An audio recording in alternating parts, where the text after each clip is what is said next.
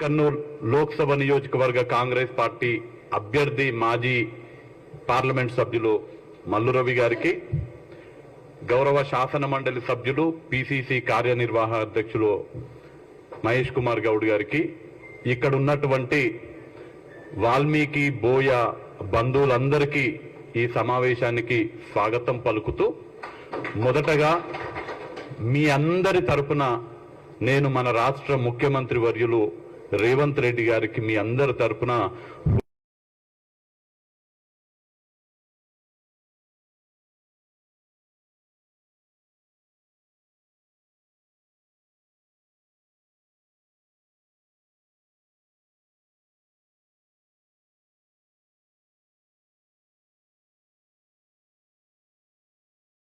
ఒక కాగితం ఇవ్వాలంటే ముఖ్యమంత్రి ఎక్కడుంటాడో తెలియదు, సచివాలయం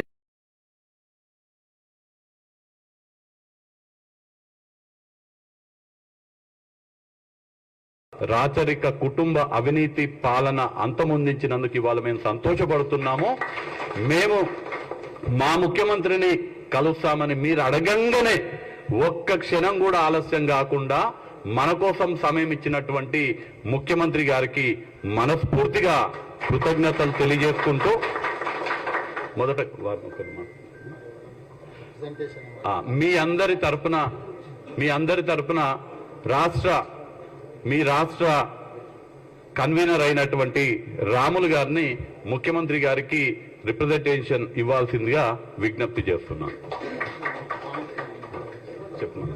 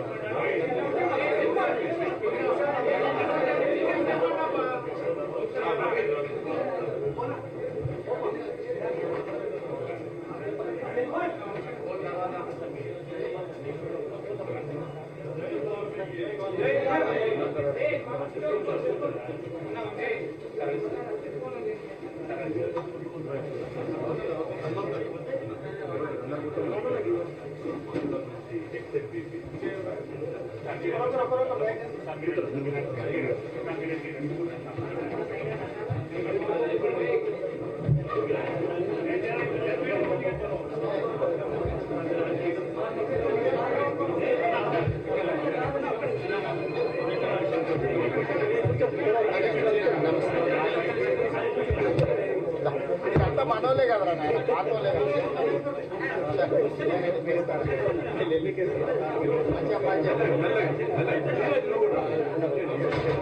కలిసిన వాళ్ళే వెళ్ళండి, కొత్త వాళ్ళకి అవగాహన అందరూ మనోలే కదా.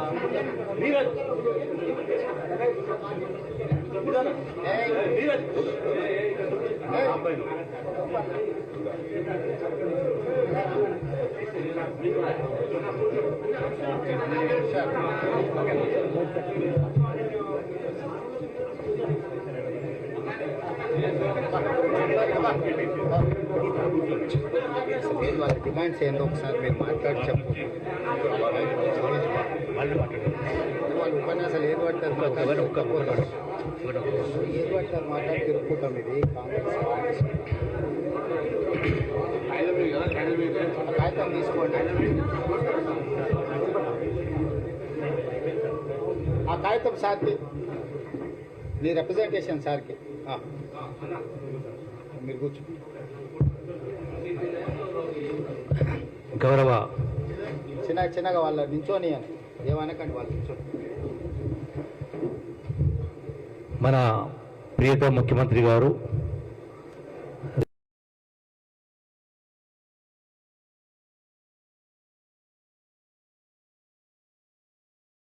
వంశేంద్రుడు గారు, అట్లాగే నాగర్ కర్నూలు పార్లమెంట్ సభ్యులు మల్లు రవి గారు, గౌరవ సహచర మంత్రివర్యులు పూర్ణం ప్రభాకర్ గారు, పెద్దలు చిన్నారెడ్డి గారు, అలాగే వర్కింగ్ ప్రెసిడెంట్ మహేష్ కుమార్ గౌడ్ గారు, విశేషమైనటువంటి వాల్మీకి సోదరులందరికీ హృదయపూర్వక నమస్కారం తెలియజేసుకుంటూ, ముఖ్యమంత్రి గారు మీకందరికీ అందరూ సుపరిచితులే.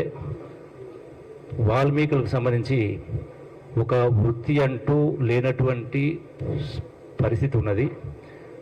వాళ్లకు వేరే ఆధారం కానీ ఏమీ లేని సందర్భంలో వాళ్ళ మొదటి డిమాండు వాల్మీకులకు సంబంధించి రిజర్వేషన్, అంటే ఎస్టీస్గా రిజర్వేషన్ కావాలన్నటువంటి డిమాండ్ ఎప్పటి నుంచో ఉన్నది. ఒకటి, ఆ డిమాండ్ నెరవేర్చే ప్రయత్నం గతంలోనే మన కాంగ్రెస్ ప్రభుత్వం కూడా అసెంబ్లీలో తీర్మానం కూడా చేయడం జరిగింది. దాన్ని ముందుకు తీసుకెళ్లే కార్యక్రమం చేయాలి ఒకటి. రెండవది, ఈ యొక్క ఫెడరేషన్ సంబంధించి వాల్మీకులకు కూడా ఒక ఫెడరేషన్ కావాలి కాబట్టి కొంత ఆర్థిక చేయూత సహా ఇవ్వడం కోసం ఈ యొక్క ఫెడరేషన్ కూడా మిగతా కులతో పాటుగా వీళ్ళకు కూడా ఫెడరేషన్ ఇవ్వాలనేది వాళ్ళ ప్రధానమైనటువంటి డిమాండ్. కాబట్టి అది సహేతుకమైంది, వాస్తవమైంది. కాబట్టి మరి ఆ విజ్ఞప్తిని మీకు వీళ్ళు సమర్పించడం జరిగింది. దాన్ని మన వంతు ప్రయత్నం చేసి మీరు తక్షణమే దీన్ని కూడా ఈ యొక్క ఫెడరేషన్ కూడా ఇంక్లూడ్ చేయాలని చెప్పని విజ్ఞప్తి చేస్తా ఉన్నాం. పాలమూరు జిల్లాతో పాటుగా మొత్తం యావత్ తెలంగాణలో వాల్మీకి ఎక్కడ ఉన్నా వాళ్ళందరికీ సహాయం జరగాలన్నట్టు ఆలోచన.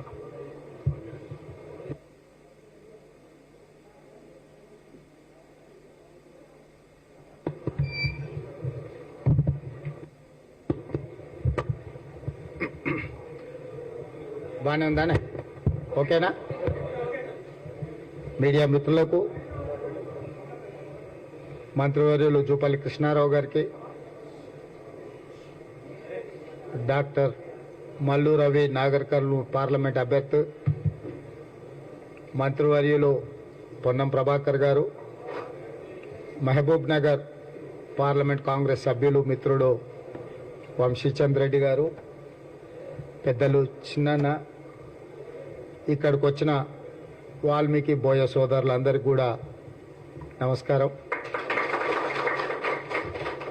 ముందు నుంచి వాల్మీకి బోయల పట్ల కాంగ్రెస్ పార్టీకి ప్రత్యేకమైన అభిమానం, ప్రత్యేకమైన కార్యాచరణ కాంగ్రెస్ పార్టీ ఉన్నప్పుడే అమలు జరిగింది. కర్ణాటక రాష్ట్రంలో ఈరోజు మీరు రిజర్వేషన్లు ఉన్నా అవి కాంగ్రెస్ పార్టీ ఇచ్చిన రిజర్వేషనే. ఇవాళ తెలంగాణ రాష్ట్రంలో కూడా ముఖ్యంగా ఓబీసీ మేనిఫెస్టో మొత్తం మా మిత్రుడు పొన్నం ప్రభాకర్ గారు అందరి తరఫున విజ్ఞప్తులు తీసుకొని చాలా వరకు మొన్న మంత్రివర్గ సమావేశంలోనే నిర్ణయాలు తీసుకున్నాం. ఇంకా కొన్ని నిర్ణయాలు తీసుకోవాల్సినవి ఉన్నాయి. ఇప్పుడు ఎన్నికల కోడ్ ఉంది కాబట్టి ఆ నిర్ణయాలు తీసుకోలేకపోయినాం. ఎన్నికల కోడ్ పూర్తయిన తర్వాత తప్పకుండా వాల్మీకి బోయల డిమాండ్స్ ఏవైతున్నాయో వాటిని పూర్తి స్థాయిలో ప్రభుత్వ పరంగా నిర్ణయం తీసుకొని వాల్మీకి బోయలకు సంక్షేమంలో, అభివృద్ధిలో, విద్యలో, ఉద్యోగాలలో, ఉపాధి పనులలో సముచితమైన స్థానం కల్పించే బాధ్యత కాంగ్రెస్ పార్టీ తీసుకుంటుందని చెప్పి మీకు అందరికీ తెలియజేస్తాను.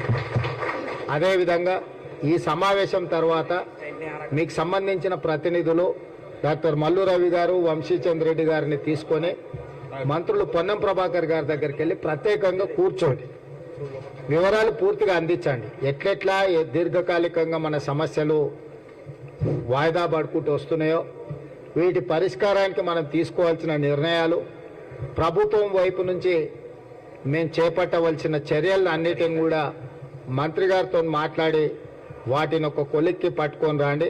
నాకు ముందు నుంచి కూడా గద్వాల, అలంపూర్ ప్రాంతంలో ఉండే బోయలు వాళ్ళ కుటుంబాలతో, గట్టుభీము నుంచి మొదలు పెడితే కుటుంబాల అందరితో కూడా నాకు సత్సంబంధాలు ఉన్నాయి. వనపర్తిలో కూడా చాలామంది నేను చదువుకున్నది కూడా మీకు తెలుసు, బోయ మచాన వాళ్ళ ఇంట్లోనే ఉండే మీకు తెలుసు. నాకు మీ సమస్యల పట్ల అవగాహన ఉన్నది. మీ సమస్యలను పరిష్కరించాలన్న సానుభూతి, ఆలోచన కూడా ప్రభుత్వానికి ఉన్నది. అయితే ఇక మీరు వాళ్ళను వీళ్ళను అటువైపు ఇటువైపు చూడకుండా 100% కాంగ్రెస్ పార్టీతో మీరు ఉండండి. మొన్నటి ఎన్నికలలో కొంచెం అట్లా కొంచెం ఇట్లా ఉన్నా మరి ఇవాళ ప్రభుత్వం కూడా వచ్చింది. అప్పుడు మీకు ఏదైనా కొంచెం ఏమైనా అనుమానం ఉండొచ్చు మనసులో, ప్రభుత్వం వస్తుందో రాదో, అందరం ఒక దిక్కుంటే పడవెక్కి మనం తెప్పెక్కి లోపలికి పోతే తెప్ప మునిగితే అందరం పోతామేమో అని మీకు ఏమన్నా అనుమానం ఉండేనేమో. ఇవాళ స్పష్టంగా మన ప్రభుత్వం వచ్చింది. 100 రోజుల్లో ఒక మంచి పరిపాలన మనం అందించినాం. రాష్ట్ర స్థాయిలో, జాతీయ స్థాయిలో తెలంగాణలో కాంగ్రెస్ ప్రభుత్వం ఒక ఆదర్శంగా నిలబడ్డది. ఢిల్లీకి వెళ్తే మిగతా రాష్ట్రాల వాళ్ళు కూడా కలిసినప్పుడు చాలా చక్కటి పరిపాలన మీ రాష్ట్రంలో అందిస్తున్నారు, మీరు 6 గ్యారెంటీలలో 5 గ్యారెంటీలను అమలు చేసిండ్రు, ఆడబిడ్డలకు బస్సుల్లో ఉచిత ప్రయాణం కానీ, రాజీవ్ ఆరోగ్యశ్రీ ద్వారా 10 లక్షల రూపాయల ఉచిత వైద్యాన్ని అందించడం కానీ, ఆడబిడ్డలకు 500 రూపాయలకే సిలిండర్ అందించడం కానీ, అదేవిధంగా ప్రతి పేదవాడి ఇంటికి 200 యూనిట్లు ఉచిత విద్యుత్తును అందించే విషయంలో కానీ, 4,50,000 ఇండ్లు ప్రతి అసెంబ్లీ నియోజకవర్గంలో 3,500 ఇండ్ల ప్రకారము 22,500 కోట్లతోని ఇందిరమ్మ ఇండ్ల పథకాన్ని, వీటన్నిటిని కూడా మన ప్రభుత్వము స్పష్టంగా పేదల సంక్షేమం కోసం మన ప్రభుత్వం పనిచేసింది. ఇదే కాకుండా 3 నెలల 30,000 ప్రభుత్వ ఉద్యోగాలు ఇచ్చి నిరుద్యోగ యువకులకు ప్రభుత్వము ఒక సంపూర్ణమైన విశ్వాసం, ఈ ప్రభుత్వం మాది, మా కోసమే ఈ ప్రభుత్వం పనిచేస్తుంది, మా కోసమే ఈ ప్రభుత్వం ఆలోచన చేస్తుంది అని చెప్పి ఈరోజు మన ప్రభుత్వం అన్ని కార్యాచరణలు తీసుకున్నాం. మనం డిసెంబర్ 7 నాడు మన ప్రభుత్వ ప్రమాణ స్వీకారం చేసి మార్చి 17కు 100 రోజులైంది. సరిగ్గా 100 రోజులు మనము సంపూర్ణంగా పరిపాలన మీదనే, సంక్షేమం మీద, రాష్ట్ర అభివృద్ధి మీద, ప్రభుత్వ ఉద్యోగులకు ఎప్పుడు జీతాలు వస్తుండేనో తెలియదు. మనం వచ్చిన మొదటి నెల 4వ తారీఖు ఇచ్చినాం, 2వ నెల 1వ తారీఖు ఇచ్చినాం. ఇలా ప్రభుత్వ ఉద్యోగులందరికీ 1వ తారీఖు నాడు జీతాలు, పెన్షన్లు ఇచ్చే పరిస్థితి రాష్ట్రంలో మనం తీసుకొచ్చినాం. 10 సంవత్సరాల నుంచి లేని, 10 సంవత్సరాలు ప్రభుత్వం మీద ఉద్యోగస్తులు విశ్వాసం కోల్పోయారు. మనం ఎప్పుడైనా ఒక యజమాని దగ్గర పనిచేస్తే యజమాని మనకు సరైన సమయానికి జీతం ఇస్తాడు, యజమాని మనల్ని చూసుకుంటాడు అన్నప్పుడే మనం ఎక్కువ పని చేస్తాం. తిండి పెడతాడో పెట్టాడో, జీతం ఇస్తాడో ఇయ్యాడో అని అంటే ఎట్లకెళ్ళి కష్టపడతాం మనం. అందుకే ప్రభుత్వ ఉద్యోగస్తులందరికీ 1వ తారీఖు నాడు జీతం, 1వ తారీఖు నాడు పెన్షన్ ఇచ్చే విధానాన్ని మనం తీసుకొచ్చి అందరికీ ఒక విశ్వాసాన్ని కల్పించినాం.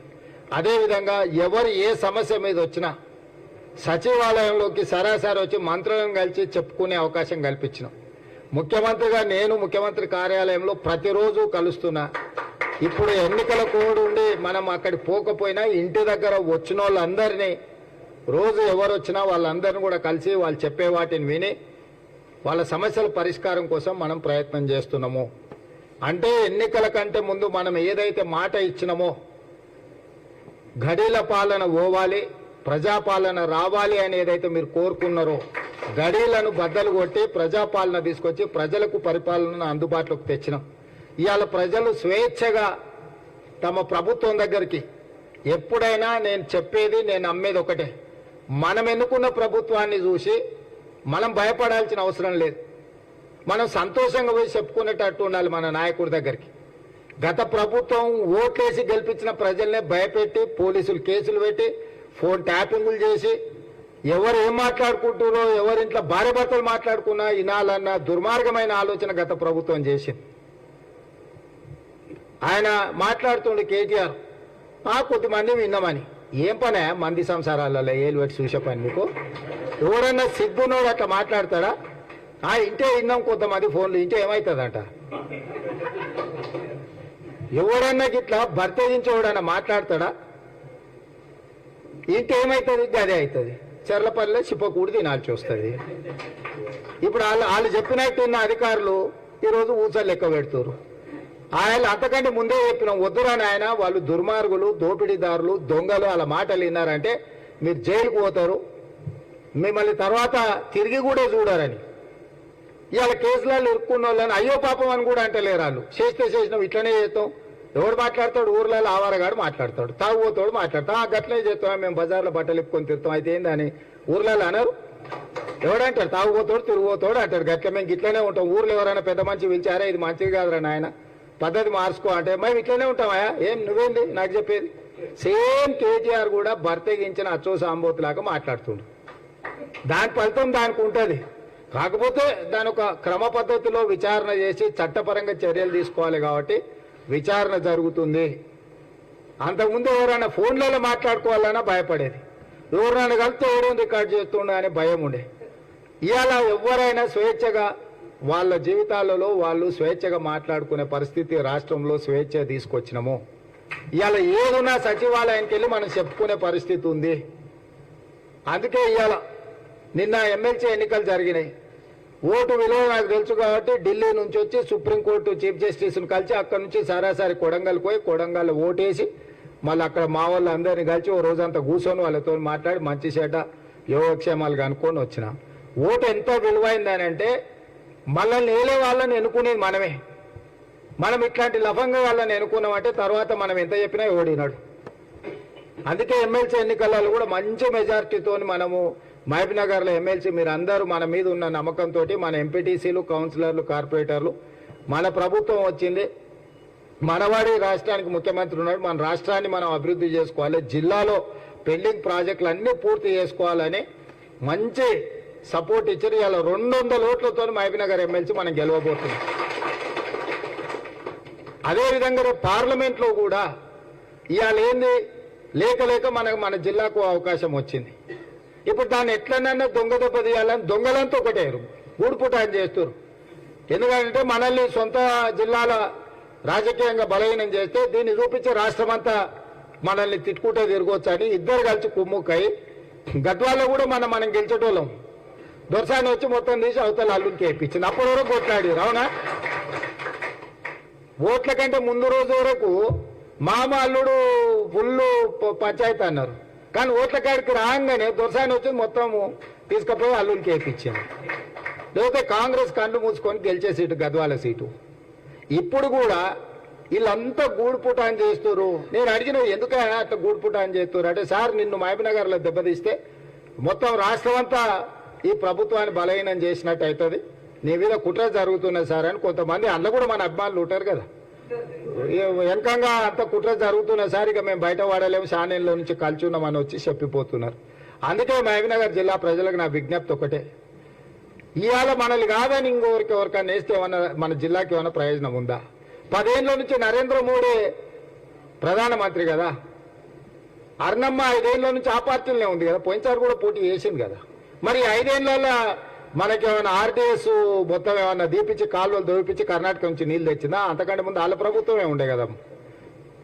లేకపోతే మీ ఊర్లో ఏదేంది నీళ్లకు ఇది చేసినాం కదా, తుమ్మిల ప్రాజెక్టుకి ఏమైనా కొట్లాడిందా? ఆర్టీఎస్ ఆయకట్టు కానీ తుమ్మిల ప్రాజెక్టుకు కానీ ఏదన్నా ఏమన్నా చేసిందా? మహబూబ్నగర్ జిల్లాకు మోడీతోనే ఏమన్నా ఓ 10,000 కోట్లు ఏమైనా పట్టుకొచ్చిందా?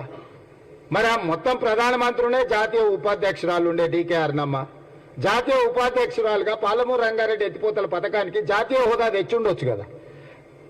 నువ్వు మాత్రం జాతీయ ఉపాధ్యక్షురాలు తెచ్చుకున్నావు, మహబూబ్నగర్కు పాలమూరు రంగారెడ్డి ఎత్తిపోతలకు మాత్రం జాతీయ హోదా ప్రాజెక్టుకు తీసుకురాలే. 10 పైసలు ఏమన్నా తెచ్చిండ్రా?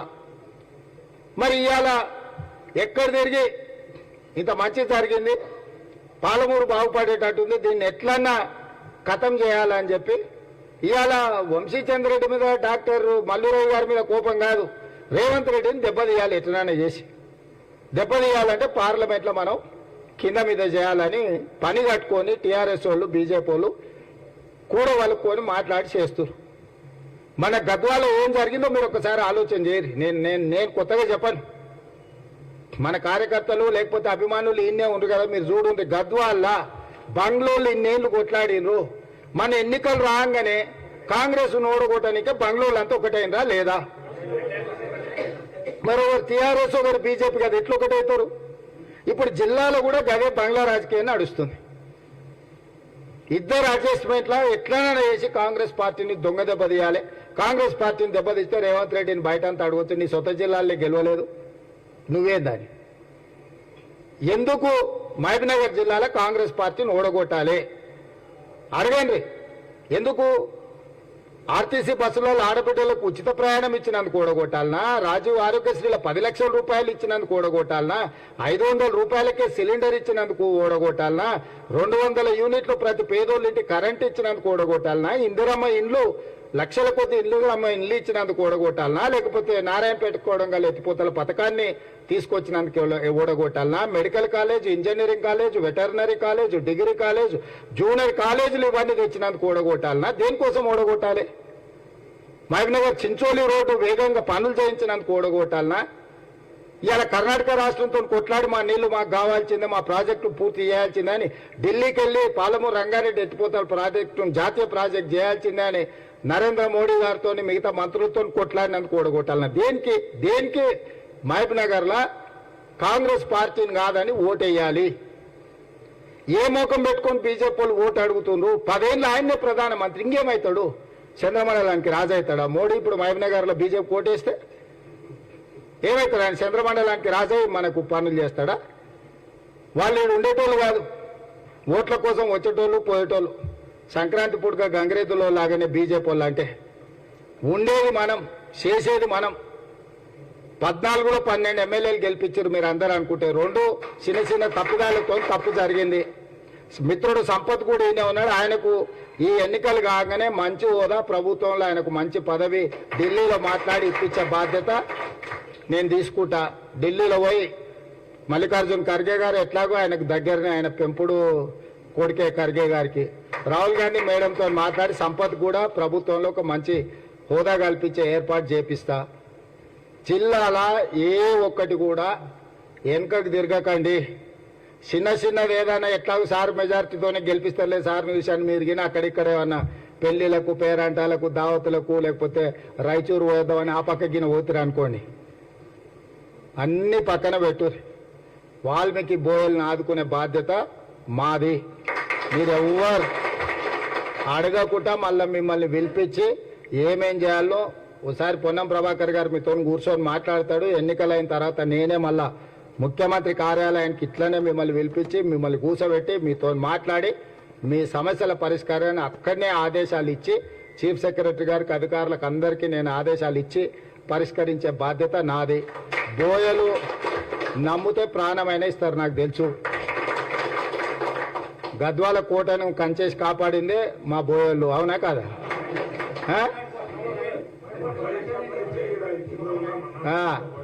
కాబట్టి మాట ఇస్తే మాట ఇచ్చిన మాటకు నిలబడతారు, పానం పోయినా మాటకు నిలబడతారు. మన ముఖ్యంగా నడిగడ్డ బోయోళ్ళు అంటే మాట మనుషులు. మీరందరూ నాకు మాట ఇస్తురా లేదా 2 సీట్లు గెలిపిస్తామని ఇస్తారు కదా.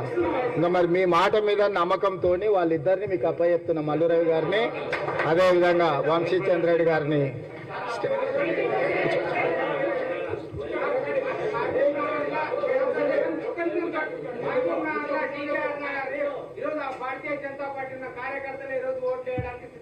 Okay okay okay.